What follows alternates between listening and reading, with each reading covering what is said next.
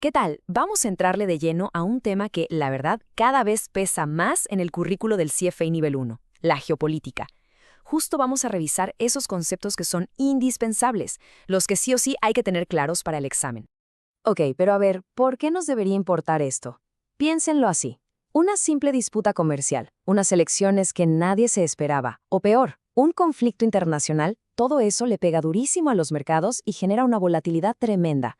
Justo por eso, el CFA Institute ahora nos pide, como futuros analistas, que entendamos perfectamente cómo estos eventos le pueden dar en la torre o beneficiar al valor de un portafolio. Este es el plan para hoy. Primero, ¿por qué es relevante el tema? Luego, el marco de análisis, que es la carnita de todo esto. Vemos las organizaciones y los riesgos clave. Lo ponemos en práctica con una pregunta tipo examen y cerramos con un checklist para que no se nos olvide nada. Venga pues, empecemos con lo primero. ¿Por qué la geopolítica es tan importante en el examen CFE? Bueno, la geopolítica, en palabras sencillas, es básicamente el estudio de cómo se llevan los países entre sí. A veces cooperan, ¿no? Como cuando firman un tratado de libre comercio y se abren nuevos mercados para todos, pero otras veces compiten o de plano se pelean. Y ahí es cuando vemos fronteras cerradas, aranceles, vaya, todo ese espectro, desde la amistad hasta el conflicto, tiene un impacto directito en dónde se mueve el dinero y qué tan riesgoso es invertir. Ok, ahora sí vamos a lo más importante de este tema. Pongan mucha atención aquí, el marco analítico. El CFA Institute nos da una matriz, una de 2x2, para poder clasificar las diferentes posturas geopolíticas. Y de verdad, entender bien este marco es la clave para contestar bien las preguntas del examen. Es fundamental. Este marco se arma con dos ejes, como una gráfica. El eje vertical mide qué tanto cooperan o no los países entre ellos, y el eje horizontal mide su enfoque económico, si la apuestan a la globalización, o sea, a integrarse con el mundo, o si se van por el nacionalismo, que es ver primero por sus propios intereses. Con estos dos ejes se forman 4 cuadrantes que lo explican todo. Vamos a verlos. Y aquí lo tenemos, el marco completo. Al juntar los dos ejes, ¿qué obtenemos? Pues 4 cuadrantes. Y cada uno describe una postura geopolítica muy clara. En el examen, lo que van a hacer es darnos un escenario y preguntarnos en qué cuadrante cae esto. Así que vamos a desmenuzar cada uno. A ver, empecemos arriba a la derecha. Multilateralismo. ¿Qué significa mucha cooperación y mucha globalización? El ejemplo del libro es la Unión Europea o la misma Organización Mundial del Comercio, donde un montón de países se ponen de acuerdo con reglas comunes para que el comercio y la inversión fluyan más fácil. Ahora, vámonos para arriba, pero a la izquierda. Aquí está la hegemonía. Esto es sí a la globalización, pero con muy poquita cooperación. Es como el jugador más grande de la cancha, una superpotencia económica que claro que juega en el mercado mundial, pero usa su tamaño para poner las reglas que le convienen, sin andarle pidiendo permiso a los demás.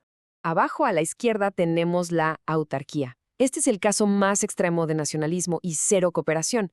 Piensen en un país que quiere ser totalmente autosuficiente. ¿Qué hace? Cierra sus mercados, no quiere comercio ni inversión de fuera. Es el enfoque más aislado que puede haber, de nosotros con nosotros. Y finalmente, abajo a la derecha está el bilateralismo. Aquí se mezcla una alta cooperación con un enfoque muy nacionalista. ¿Cómo funciona esto? En lugar de meterse a grandes acuerdos con muchos países a la vez, una nación prefiere negociar de uno en uno. Hacen tratos específicos con socios elegidos para sacar el máximo provecho para ellos mismos. Perfecto.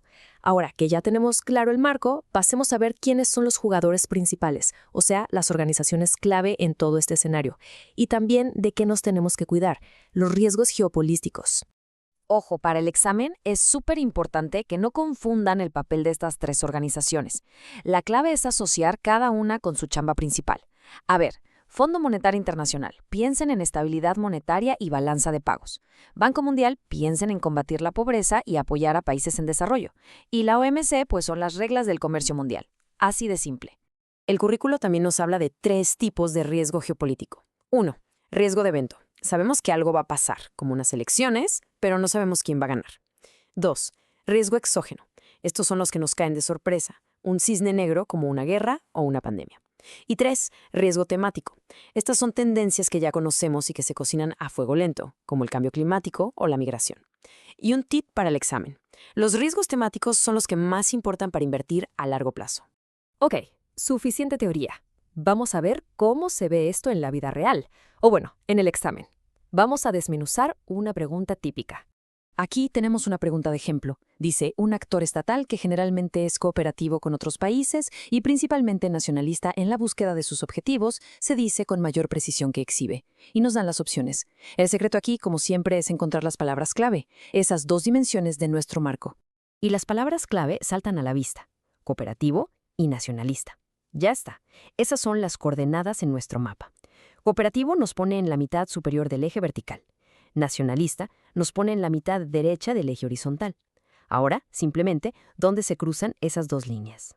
Si ubicamos cooperativo y nacionalista en nuestra matriz, la intersección cae justo en bilateralismo. Por eso la C es la correcta.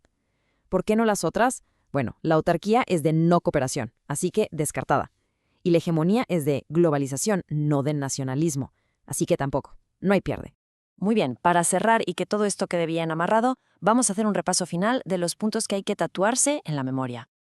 A ver, checklist rápido para el examen. 1. Apréndanse de memoria los dos ejes: cooperación contra no cooperación y globalización contra nacionalismo. 2. Los 4 cuadrantes que se forman: multilateralismo, hegemonía, bilateralismo y autarquía. 3. ¿Quién es quién entre el FMI, el Banco Mundial y la OMC? Y 4. Los 3 tipos de riesgo: de evento, exógeno y temático. Y recuerden, el temático es el más importante para los inversionistas de largo plazo. Con eso ya tienen lo esencial. Y esto nos deja pensando en algo, ¿no? Aplicar estos conceptos, sobre todo los de riesgo a largo plazo, ya dejó de ser algo teórico o académico. Hoy en día es uno de los mayores retos para cualquiera que se dedique a gestionar inversiones.